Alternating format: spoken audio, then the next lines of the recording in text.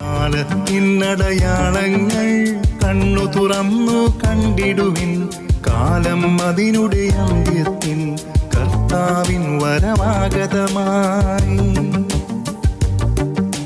നാസറെത്തും ഫാത്തിമയും മെഴുകുറിയായും ചൊല്ലുന്നു, ലോകം ഈ വിധം പോയിടി നാശത്തിൽ ചെന്നെത്തിയിടും.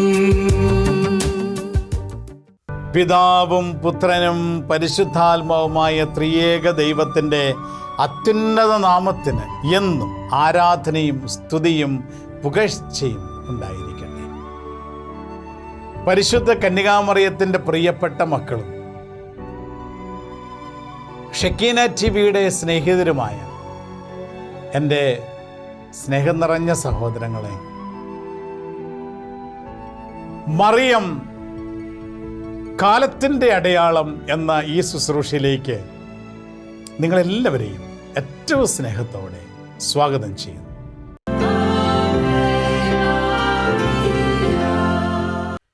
പരിശുദ്ധ അമ്മയുടെ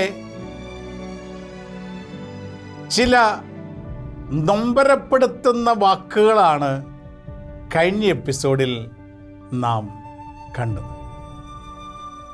അമ്മ ഇത്രമാത്രം സ്നേഹത്തോടെ ക്രിസ്തു സ്നേഹം നമ്മളിൽ നിറയ്ക്കുവാൻ ഓടി നടന്ന് പരിശ്രമിക്കുമ്പോൾ അമ്മയുടെ വാക്കുകൾ നമുക്ക് അരോചകമായി മാറുന്ന അമ്മയുടെ വേദന, ഈ നൊമ്പരം അമ്മ കഴിഞ്ഞ എപ്പിസോഡിൽ നമ്മളുമായി പങ്കുവയ്ക്കുകയുണ്ടായി. എന്നിട്ട് അമ്മ നമ്മളോട് ആവശ്യപ്പെട്ടു, മക്കളെ നിങ്ങൾ നിരന്തരം പ്രാർത്ഥിക്കണം, നിങ്ങൾ ജപമാല കൂടെ ചൊല്ലി പ്രാർത്ഥിക്കണം, ദിവ്യകാരുണ്യ ഈശോയുടെ വലിയ സ്നേഹിതരായി ദിവ്യകാരുണ്യത്തോട് ചേർന്ന് നിങ്ങൾ ജീവിക്കണം. ഈ വലിയ അമ്മയുടെ സ്നേഹത്തിൻ്റെ വാക്കുകൾ ഏറ്റെടുത്ത് ഈ ആഴ്ചയിലേക്ക് നമ്മൾ പ്രവേശിക്കുമ്പോൾ പരിശുദ്ധ അമ്മ പറഞ്ഞു തരികയാണ്, മക്കളെ നിങ്ങൾ പ്രാർത്ഥിക്കുക, കാരണം വലിയ സഹനത്തിൻ്റെ നാളുകളിലൂടെയാണ് നിങ്ങളിപ്പോൾ കടന്നു പോകുന്നത്. സഹനത്തിൻ്റെ നാളുകളിലൂടെ നിങ്ങൾ കടന്നു പോകുവാൻ അനുവദിക്കപ്പെട്ടിരിക്കുകയാണ്. വ്യത്യസ്ത രീതിയിലുള്ള സഹനങ്ങളിലൂടെ നമ്മളെല്ലാവരും കടന്നു പോകുന്നു. ഇതൊരു പരീക്ഷണത്തിൻ്റെ കാലമാണ്. അതുകൊണ്ടാണ് നമ്മൾ പറയുക, സഹനങ്ങളിലൂടെ കടന്നു പോകുമ്പോൾ നിങ്ങൾ തിരിച്ചറിയണം, ഇത് അനുവദിക്കപ്പെട്ടിരിക്കുന്ന സഹനമാണ്. ഇപ്രകാരമാണ് സഹനം അനുവദിക്കപ്പെടുന്നത്. ജോബിൻ്റെ പുസ്തകത്തിൽ നമ്മൾക്ക് കാണാനായിട്ട് സാധിക്കും. ജോബ് ദൈവത്തെ സ്തുതിച്ച് ആരാധിച്ച് ദൈവത്തിന് മഹത്വം നൽകി വളരെ നല്ല ദൈവവിശ്വാസിയായി മനുഷ്യന് നന്മ ചെയ്ത് ജീവിച്ച ജോബിനെ കണ്ട് സാത്താൻ അസൂയപ്പെട്ട് ദൈവസന്നിധിയിൽ വന്ന് അവന് വേണ്ടി അവൻ്റെ വിശ്വാസത്തെ വെല്ലുവിളിക്കുമ്പോൾ അവനെ പരീക്ഷിക്കുവാൻ, അവൻ്റെ വിശ്വാസത്തിൻ്റെ ആ ഉറപ്പ് തിരിച്ചറിഞ്ഞ് സാത്താനെ പരാജയപ്പെടുത്തുവാൻ ദൈവം അനുവദിച്ചു സഹനങ്ങൾ ജോബിൻ്റെ ജീവിതത്തിൽ. ജോബ് ആ സഹനങ്ങളെല്ലാം ഏറ്റെടുത്ത് നമുക്കറിയാം. ഇല്ലെങ്കിൽ നിങ്ങൾ ജോബിൻ്റെ പുസ്തകം വായിക്കാത്ത ആരെങ്കിലും ഉണ്ടെങ്കിൽ നിങ്ങളൊന്ന് വായിക്കണം. ജോബിൻ്റെ പുസ്തകം മുഴുവനും വായിക്കുമ്പോൾ നമ്മളൊക്കെ ജീവിതങ്ങളിൽ കടന്നു പോകുന്ന സഹനത്തിൻ്റെ വില എന്താണെന്ന് നമുക്ക് തിരിച്ചറിയാൻ സാധിക്കും. ഈ സഹനങ്ങൾ ദൈവമല്ല കൊണ്ടുതരുന്നതെന്നും ദൈവത്തോടുള്ള നമ്മുടെ സ്നേഹം കണ്ട് അസൂയ പൂണ്ട പിശാചാണ് സഹനങ്ങളിലൂടെ നമ്മെ കടത്തിവിടുന്നതെന്നും, എന്നാൽ അത് ദൈവത്തിൻ്റെ അനുവാദം കൊണ്ട് മാത്രമേ അവനത് ചെയ്യാൻ സാധിക്കുകയുള്ളൂ എന്ന് നമ്മൾ മനസ്സിലാക്കുകയാണ്. ദൈവം ചില സഹനങ്ങളോടെ കടന്നു പോകാൻ നമ്മളെ അനുവദിക്കും. എപ്പോഴാണ്? നമ്മുടെ വിശ്വാസത്തെ, നമുക്ക് ഈശോയോടുള്ള സ്നേഹത്തെ, നമ്മുടെ ആത്മാവിന് വേണ്ടി ദൈവസന്നിധിയിൽ അവൻ ചോദ്യം ഉയർത്തുമ്പോൾ ദൈവം പറയും, എൻ്റെ മകനാണ് അവൾ, എൻ്റെ മകളാണ് അവൾ. നീ എത്രമാത്രം സഹനത്തിലൂടെ അവളെ കടത്തിവിട്ടാലും അവൾ എന്നെ തള്ളിപ്പറയില്ല. അതുകൊണ്ട് അവൾ നിത്യജീവിതത്തിന് വേണ്ടി, സ്വർഗരാജ്യത്തിന് വേണ്ടി സൃഷ്ടിക്കപ്പെട്ടവളാണ്, സൃഷ്ടിക്കപ്പെട്ടവനാണ്. അതുകൊണ്ട് അവൻ എൻ്റെ കൂടെയാണ്, നിൻ്റെ കൂടെ അല്ല എന്ന് ദൈവം എന്നെ നോക്കി, നിങ്ങളെ നോക്കി സാത്താൻ്റെ മുൻപിൽ ഏറ്റുപറയുന്ന നിമിഷമാണ് നമ്മൾ കടന്നു പോകുന്ന സഹനത്തിൻ്റെ നിമിഷങ്ങൾ. അതുകൊണ്ട് പരിശുദ്ധ പറയുകയാണ്, സഹനത്തിൻ്റെ നിമിഷങ്ങളിൽ മക്കളെ നിങ്ങൾ തളരരുത്. വചനം നമ്മെ പഠിപ്പിക്കുന്നു, നമുക്ക് താങ്ങാനാവാത്ത സഹനം ദൈവം അനുവദിക്കില്ല. നമുക്ക് ഏറ്റെടുക്കാനാകുന്ന സഹനമേ ദൈവം അനുവദിക്കുകയുള്ളൂ. അതുകൊണ്ട് ചില സഹനങ്ങൾ വരുമ്പോൾ അയ്യോ എനിക്കിത് താങ്ങാൻ പറ്റുന്നില്ലല്ലോ എന്ന് ചിന്തിക്കരുത്. ദൈവത്തിൽ ആശ്രയിക്കുക, ദൈവകരങ്ങളിലേക്ക് സഹനങ്ങൾ സമർപ്പിക്കുക, ദൈവചിന്തയോടുകൂടി ജീവിക്കുക. ആ സഹനങ്ങൾ അത് അതിജീവിക്കുവാൻ ദൈവം നമ്മെ സഹായിക്കും. അത് അനുവദിക്കപ്പെട്ടിരിക്കുന്ന സഹനങ്ങളാകും. അതുകൊണ്ട് പരിശുദ്ധ ഈ കാലഘട്ടത്തിൽ പല രീതിയിലുള്ള സഹനങ്ങളിലൂടെ നിങ്ങൾ കടന്നു പോകും. പതറരുത്. വചനം നമ്മെ പഠിപ്പിക്കുകയാണ്, അവസാനം വരെ സഹിച്ചു നിൽക്കുന്നവൻ രക്ഷ പ്രാപിക്കും. പ്രിയമുള്ള സഹോദരങ്ങളെ, ഈ വചനം നമ്മുടെ ജീവിതത്തിൽ ആഴത്തിൽ നമ്മൾ ഏറ്റെടുക്കണം. ഈ കാലഘട്ടത്തിൽ കൊച്ചു കൊച്ചു സഹനങ്ങളെ പോലും അഭിമുഖീകരിക്കാൻ സാധിക്കാതെ ചെറിയൊരു നൊമ്പരം വരുമ്പോഴത്തേക്കും പലതിനെയും പഴിക്കുന്ന, ദൈവത്തെ പോലും പഴിക്കുന്ന ചില സാഹചര്യം കൊണ്ട് കടന്നു പോകുന്ന നമ്മളെ നോക്കി പരിശുദ്ധ അമ്മ പറയുകയാണ്, മക്കളെ ഇത് സഹനത്തിൻ്റെ കാലഘട്ടമാണ്, നിങ്ങൾ പ്രാർത്ഥിക്കണം, തളരരുത്. ദൈവവചനത്തിലേക്ക് അമ്മ നമ്മളെ നയിക്കുകയാണ്. ദൈവത്തിൻ്റെ വചനം നമ്മെ പഠിപ്പിക്കുകയാണ്, അവസാനം വരെ സഹിച്ചു നിൽക്കുന്നവൻ രക്ഷ പ്രാപിക്കും. ഇതൊന്നും ഒന്നിൻ്റെ അവസാനമല്ല. സഹനത്തിലൂടെയാണ് നമ്മൾ രക്ഷ പ്രാപിക്കുക. സഹനത്തിലൂടെയാണ് നമ്മുടെ രക്ഷകനായ കർത്താവ് യേശുക്രിസ്തു നമ്മെ രക്ഷിച്ചത്. അത് മാത്രം മനസ്സിലാക്കിയാൽ മതി. അവന് കുരിശുമരണം നമുക്ക് മറ്റ് പല രീതിയിലുള്ള സഹനങ്ങളാകാം. സഹനത്തിലൂടെയാണ് നാം രക്ഷ പ്രാപിക്കുന്നത്. അവസാനം വരെ സഹിച്ചു നിൽക്കുക, വിട്ടുപോകരുത്, പഴിക്കരുത്. സഹനം നൽകിയ വ്യക്തികളെ പഴിചാരരുത്, ദൈവത്തെ പഴിക്കരുത്. പരിശുദ്ധ അമ്മ പറയുകയാണ്, പ്രിയമുള്ള സഹോദരങ്ങളെ, പലപ്പോഴും നിങ്ങളുടെയൊക്കെ ജീവിതത്തിൽ നിങ്ങൾക്ക് സഹനങ്ങളുണ്ടാകുന്നത് നിങ്ങളുടെ പ്രാർത്ഥനകൾക്ക് ഉത്തരം കിട്ടാത്തപ്പോഴോ നിങ്ങൾ ആഗ്രഹിച്ച രീതിയിൽ നിങ്ങളുടെ ജീവിതം മുന്നോട്ട് പോകാത്തപ്പോഴോ ആണ് സഹനങ്ങൾ നിങ്ങൾക്കുണ്ടാകുന്നത്. അപ്പോൾ നിങ്ങൾ ദൈവത്തെ പഴിക്കും. ജോബിൻ്റെ പുസ്തകത്തിൽ കാണുന്നത് പോലെ ദൈവത്തെ പഴിക്കുകയല്ല, സഹനങ്ങളിൽ ദൈവത്തെ സ്തുതിക്കുകയാണ് ചെയ്യേണ്ടത്. അപ്പോൾ നിങ്ങളെ പരീക്ഷിക്കുന്ന, നിങ്ങളെ സഹനത്തിലൂടെ കടത്തിവിടുന്ന തിന്മ നിങ്ങളെ വിട്ടുപോകും. നിങ്ങൾ ദൈവസ്തുതികൾ സഹനത്തിലും ദൈവസ്തുതികൾ പാടുമ്പോൾ, ദൈവത്തെ മഹത്വപ്പെടുത്തുമ്പോൾ തിന്മ തിരിച്ചറിയും. നിന്റെ ദൈവമായിട്ടുള്ള ബന്ധം അത് യഥാർത്ഥമാണെന്നും അത് പൊള്ളയല്ല എന്നും, ആ ബന്ധത്തിൽ ഒരു ദൈവവുമായിട്ടൊരു അഭേദ്യമായ ഒരു സ്നേഹത്തിൻ്റെ ഒരു ബന്ധം അവിടെ നിലനിൽക്കുന്നുവെന്ന് തിരിച്ചറിയുമ്പോൾ തിന്മ നിന്നെ വിട്ടുപോകും. പ്രിയമുള്ള സഹോദരനെ, പലപ്പോഴും നമ്മുടെ ജീവിതത്തിൽ സംഭവിക്കുന്നത്, ചില സഹനങ്ങളുണ്ടാകുമ്പോൾ നമ്മൾ ദൈവത്തെ പഴിക്കുമ്പോൾ സാത്താൻ നമ്മളിലേക്ക് കടന്നു വരും. അതാണ് പരിശുദ്ധ അമ്മ നമ്മോട് ആവശ്യപ്പെടുന്നത്. ആ ഒരവസ്ഥ നിന്റെ ജീവിതത്തിൽ ഉണ്ടാകാതിരിക്കാൻ നീ പ്രത്യേകം ശ്രദ്ധിക്കണം. നമ്മുടെ എല്ലാവരുടെയും ജീവിതത്തിൽ അമ്മ പറയുക, നിങ്ങളെല്ലാവരുടെയും ജീവിതത്തിൽ വ്യത്യസ്ത രീതിയിലുള്ള സഹനങ്ങൾ ഉണ്ട്. ഈ നൊമ്പരപ്പെടുന്ന അവസ്ഥയിലൂടെ കടന്നു പോകുമ്പോഴും നീ ചെയ്യേണ്ടത് പ്രാർത്ഥിക്കുക, ദൈവത്തെ സ്തുതിക്കുക, എല്ലാത്തിലും നന്ദി പറഞ്ഞ് ദൈവത്തെ മഹത്വപ്പെടുത്തുക. അപ്പോൾ നിന്റെ സഹനങ്ങൾ കൃപയായി മാറ്റപ്പെടുമെന്ന് ദൈവവചനത്തിൽ നാം കാണുന്നു. പരിശുദ്ധ അമ്മയും നമുക്ക് പറഞ്ഞു തരുന്നു. സ്നേഹമുള്ള സഹോദരങ്ങളെ, വെളിപാട് പുസ്തകത്തിൽ യോഹന്നാൻ ശ്ലീഹായ്ക്ക് വെളിപ്പെടുത്തി കൊടുത്ത സഹനത്തിൻ്റെ മേഖല പരിശുദ്ധ അമ്മ പങ്കുവെച്ചു. അമ്മ പറഞ്ഞു, വെളിപാട് പുസ്തകത്തിൽ നിങ്ങൾ ഇപ്രകാരം കാണുന്നുണ്ടല്ലോ, വിദ്വേഷത്തിൻ്റെയും മൃത്യുവിൻ്റെയും രാജ്യം സാത്താൻ ഈ ലോകത്ത് സ്ഥാപിക്കുന്നതായി നിങ്ങൾ വെളിപാട് പുസ്തകത്തിൽ കാണുന്നുണ്ടല്ലോ. സാത്താൻ വിദ്വേഷത്തിൻ്റെയും മൃത്യു എന്ന് പറയുന്ന മരണം, മൃത്യുവിൻ്റെയും രാജ്യം ഈ ലോകത്ത് സ്ഥാപിച്ചിരിക്കുന്ന സമയമാണ് ഇത് എന്ന് പരിശുദ്ധ അമ്മ പറഞ്ഞു തരികയാണ്. പ്രിയമുള്ള സഹോദരങ്ങളെ, നമ്മൾ ജീവിക്കുന്ന കാലഘട്ടത്തിന്റെ പ്രത്യേകതയാണ് പരിശുദ്ധ അമ്മ പങ്കുവെച്ച് നൽകുന്നത്. തളരാതിരിക്കുവാൻ, വീണുപോകാതിരിക്കുവാൻ, ശക്തിപ്പെടുവാൻ അമ്മ പറയുകയാണ്. വെളിപാട് പുസ്തകം, ബൈബിളിന്റെ അവസാന പുസ്തകത്തിൽ യോഹന്നാൻ ശ്ലീഹായ്ക്ക് വെളിപ്പെടുത്തി കൊടുത്ത ആ ദർശനങ്ങൾ നിറവേറപ്പെടുന്ന, പൂർത്തീകരിക്കപ്പെടുന്ന വെളിപാടിന്റെ കാലഘട്ടത്തിലാണ് നമ്മൾ ജീവിക്കുന്നത്. ആ തിന്മയുടെ സാമ്രാജ്യം, എന്തിൻ്റെയൊക്കെ സാമ്രാജ്യങ്ങളാ അമ്മ പറഞ്ഞ? 2 കാര്യങ്ങളാണ്. ഒന്ന് വിദ്വേഷത്തിൻ്റെയും, 2 മരണത്തിൻ്റെയും സാമ്രാജ്യം ഈ ലോകത്ത് സാത്താൻ സ്ഥാപിച്ചിരിക്കുന്നതിൻ്റെ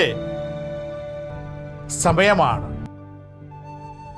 ഈ സമയം, ഈ കാലഘട്ടം, അതുകൊണ്ടാണ് അമ്മ പറയുന്നത് ഇത് സഹനത്തിന്റെ കാലഘട്ടമാണ്. പ്രിയമുള്ള സഹോദരങ്ങളെ, സാത്താൻ വിദ്വേഷത്തിന്റെ വേര് ഈ ലോകത്ത് ഇറക്കിയിരിക്കുകയാണ്. വെളിപാട് പുസ്തകത്തിലേക്ക് നമുക്കൊന്ന് പോകാം. വെളിപാട് പുസ്തകത്തിന്റെ 12-ാം അധ്യായത്തിന്റെ 17-ാം തിരുലേക്ക് നമുക്കൊന്ന് ശ്രമിക്കാം. വെളിപാടിന്റെ 12:17. വെളിപാടിന്റെ 12:17 ഇപ്രകാരം രേഖപ്പെടുത്തിയിരിക്കുന്നു: അപ്പോൾ സർപ്പം സ്ത്രീയോട് കോപിച്ചു, ദൈവകൽപ്പനകൾ കാക്കുന്നവരും യേശുവിന് സാക്ഷ്യം വഹിക്കുന്നവരുമായി അവളുടെ സന്താനങ്ങളിൽ ശേഷിച്ചിരുന്നവരോട് യുദ്ധം ചെയ്യുവാൻ അത് പുറപ്പെട്ടു. ആര് പുറപ്പെട്ടു? സാത്താൻ പുറപ്പെട്ടു. വെളിപാടിന്റെ 12:17 ദൈവകൽപ്പനകൾ കാക്കുന്നവരും യേശുക്രിസ്തുവിന് സാക്ഷ്യം വഹിക്കുന്നവരുമായി സ്ത്രീയുടെ സന്താനങ്ങളിൽ ശേഷിച്ചിരിക്കുന്നവരോട് യുദ്ധം ചെയ്യുവാൻ സാത്താൻ പുറപ്പെട്ടു.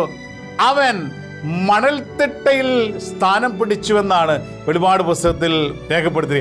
ഇത് പറഞ്ഞാണ് പരിശുദ്ധ അമ്മ പറയുന്നത്, സാത്താൻ ഇപ്രകാരം മണൽത്തിട്ടയിൽ സ്ഥാനം പിടിച്ച് അവൻ എന്താണ് ചെയ്യുന്നത്? അവൻ വിദ്വേഷത്തിന്റെ, പകയുടെ, വൈരാഗ്യത്തിന്റെ, അരാജകത്വത്തിന്റെ ദുരാത്മാക്കളെ ഈ ലോകത്തേക്ക് വിട്ടുകൊണ്ടിരിക്കുകയാണെന്ന് പരിശുദ്ധ അമ്മ പറയുന്നു. വൈരാഗ്യത്തിന്റെ, വിദ്വേഷത്തിന്റെ, അരാജകത്വത്തിന്റെ, അസമാധാനത്തിന്റെ, വെറുപ്പിന്റെ ദുരാത്മാക്കളെ ഈ ലോകത്തിലേക്ക് അവൻ വിട്ടുകൊണ്ടിരിക്കുകയാണ്. നിങ്ങൾ ഭയപ്പെടേണ്ട കാര്യമൊന്നുമില്ല.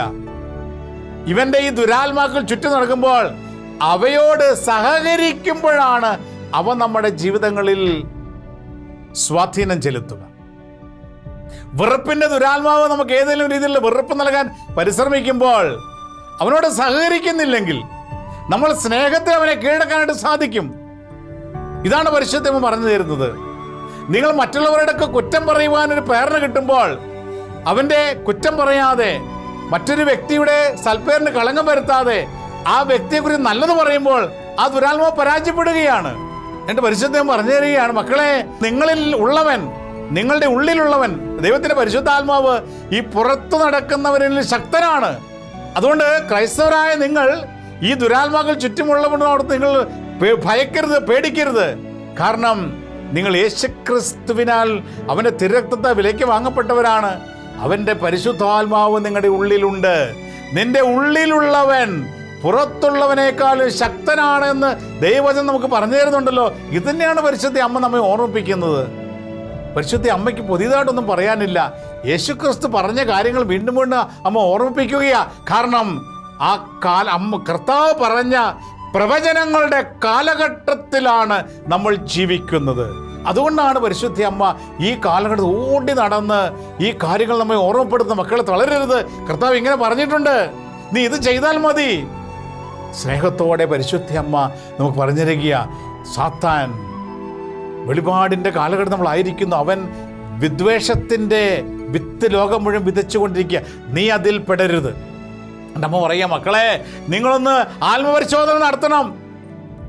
സാത്താൻ വിദ്വേഷത്തിന്റെ വിത്ത് ലോകമെങ്ങും വിതയ്ക്കുമ്പോൾ നീ അവന്റെ ആ വിത്ത് നിന്നിൽ മുളയ്ക്കുവാൻ നീ അനുവദിക്കുന്നുണ്ടോ എന്ന് പരിശോധിക്കണം. എന്നിട്ട് അമ്മ 3-4 കാര്യങ്ങൾ പറഞ്ഞു. ഒന്ന്, അമ്മ പ്രാർത്ഥന തന്നെ പറഞ്ഞു തരിക, നീ പ്രാർത്ഥിച്ചിട്ട് ഉത്തരം കിട്ടാത്തപ്പോൾ നിനക്ക് മനസ്സിൽ ദൈവത്തോട് വെറുപ്പുണ്ടാകരുത്. ചിലപ്പോൾ ഉണ്ടാകാം. അവിടെ സാത്താന്റെ വിദ്വേഷത്തിന്റെ വിത്ത് മുളയ്ക്കാൻ നീ വഴിയൊരുക്കി കൊടുക്കുക. നീ പ്രാർത്ഥിച്ചിട്ട് ദൈവത്തിന്റെ നീ ആഗ്രഹിക്കുന്ന രീതിയിൽ നിനക്കൊരു ഉത്തരം കിട്ടുന്നില്ലെങ്കിൽ നീ അവിടെ വിഷമിക്കരുത്. ദൈവഹിതത്തിന് വിട്ടുകൊടുക്കുക.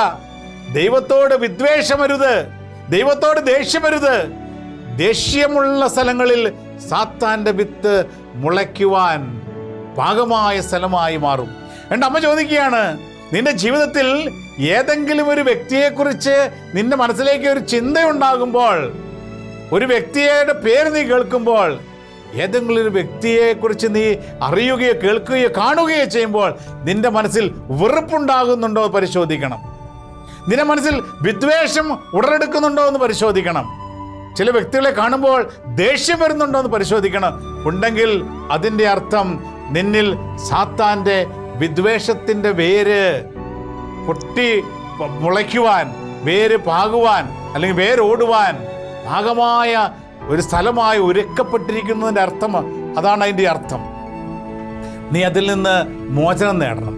കുമ്പസാരത്തിലൂടെ, സ്നേഹത്തിലൂടെ വിദ്വേഷത്തിൻ്റെ ആ വേര് നീ പറിച്ചെറിയണം. കാരണം ഈ കാലഘട്ടത്തിൽ സാത്താൻ നിന്നിൽ കുടികൊള്ളുവാൻ നീ ഒരു സ്ഥലം ഒരുക്കി കൊടുക്കരുത് എന്ന് പരിശുദ്ധ അമ്മ നമ്മോട് ആവശ്യപ്പെടുകയാണ്. സ്നേഹം കൊണ്ട് വേണം നിന്നെ നിറയ്ക്കുവാൻ. വിദ്വേഷത്തിൻ്റെ വേരിറങ്ങുവാൻ നീ അനുവദിക്കരുത്. വൈരാഗ്യത്തിൻ്റെ, വെറുപ്പിൻ്റെ വിത്ത് നിന്നിൽ മുളയ്ക്കുവാൻ നീ അനുവദിക്കരുത്.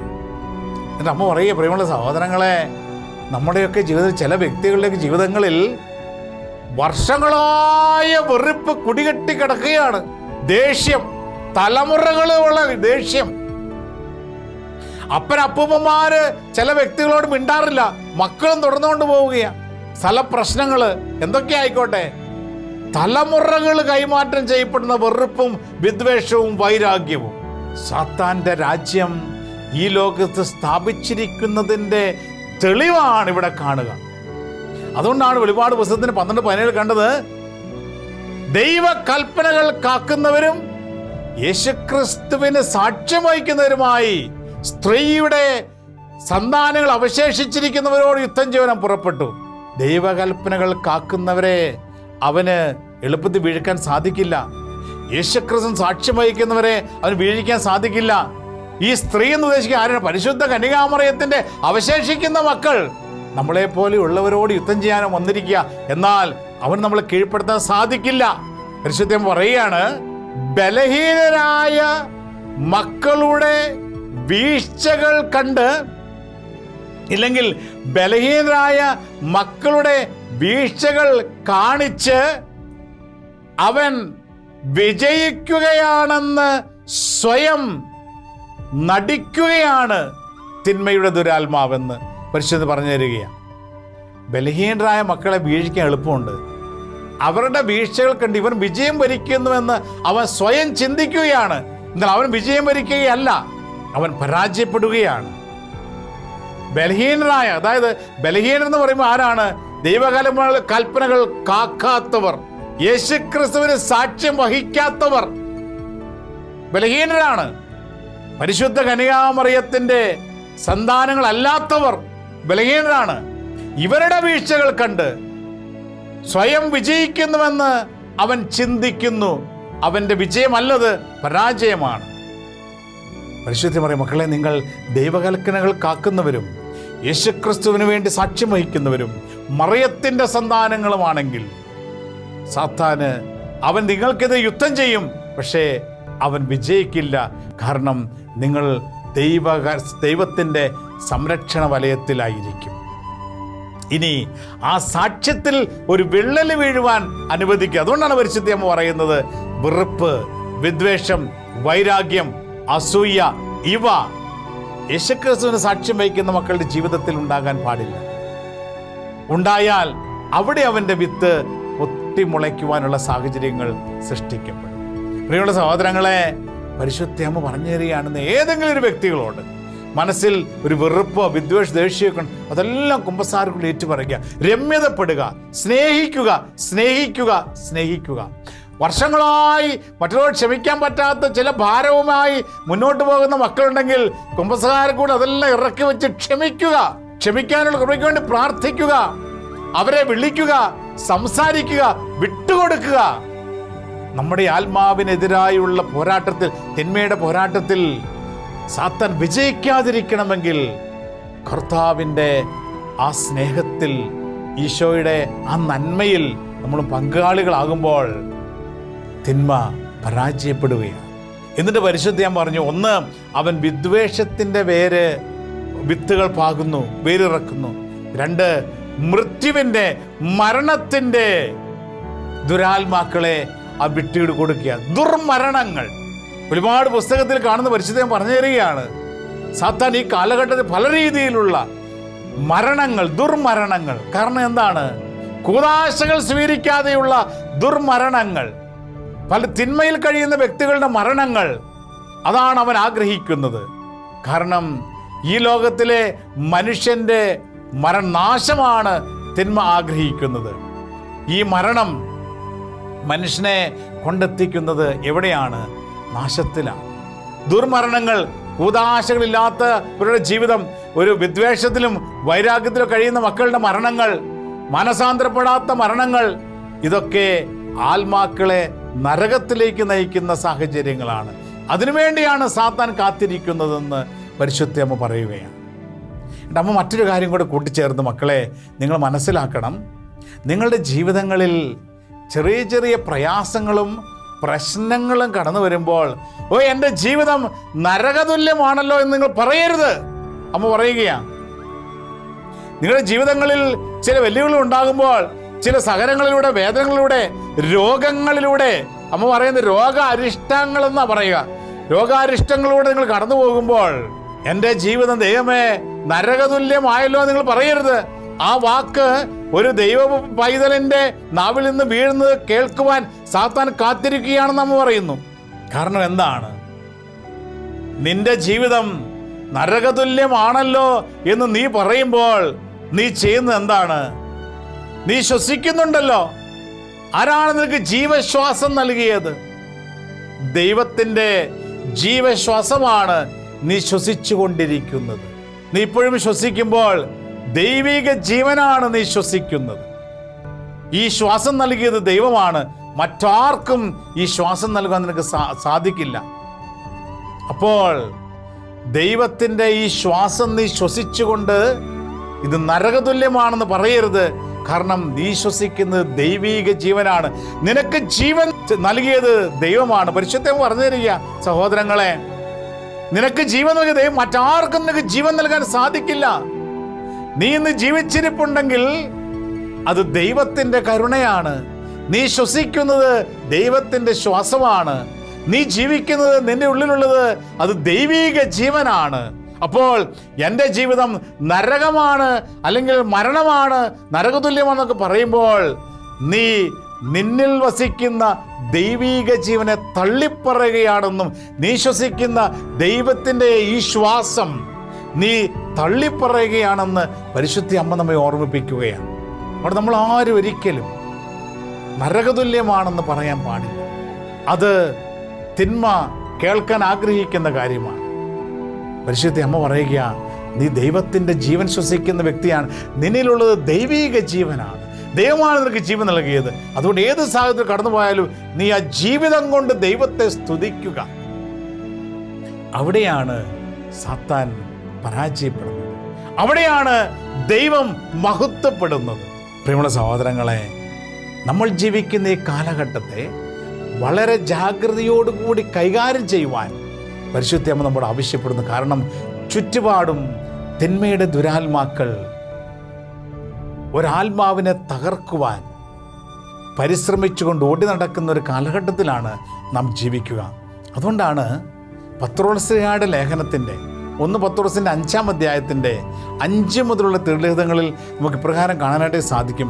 നിങ്ങളുടെ ശത്രുവായ പിശാച് അലറുന്ന സിംഹത്തെ പോലെ ആരെ വിഴുങ്ങണമെന്ന് അന്വേഷിച്ച് ഓടി നടക്കുകയാണ്.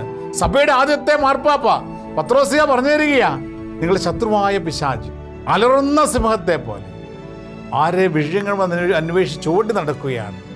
വചനം പഠിപ്പിക്കുന്നു, stand up to him strong in faith. വിശ്വാസത്തിൽ ഉറച്ചു നിന്ന് അവനെ പരാജയപ്പെടുത്തും. പ്രിയമുള്ള സഹോദരങ്ങളെ, വിശ്വാസത്യാഗം ഈ ലോകത്ത് ചുറ്റുപാട് നമ്മൾ കാണുമ്പോൾ, വിശ്വാസികളെ പഴിചാരുമ്പോൾ, വിശ്വാസികളെ കുറ്റപ്പെടുത്തുമ്പോൾ, ദൈവവിശ്വാസികളെ ഈ ലോകത്ത് നിന്ന് മാറ്റി നിർത്തുമ്പോൾ, ദൈവമില്ല എന്ന് പ്രചരിപ്പിക്കുന്ന സിദ്ധാന്തങ്ങൾ ഈ ലോകത്ത് പ്രചരിക്കുമ്പോൾ, വളർന്നു പന്തലിക്കുമ്പോൾ, വചനം ഓർമ്മിപ്പിക്കുകയാണ്, stand up to him strong in faith. വിശ്വാസത്തിൽ ഉറച്ചു നിന്ന് അവനെ പരാജയപ്പെടുത്തും. യേശുക്രിസ്തുവിലുള്ള വിശ്വാസത്തിന് മാത്രമേ നമ്മെ രക്ഷിക്കുവാൻ സാധിക്കുകയുള്ളൂ.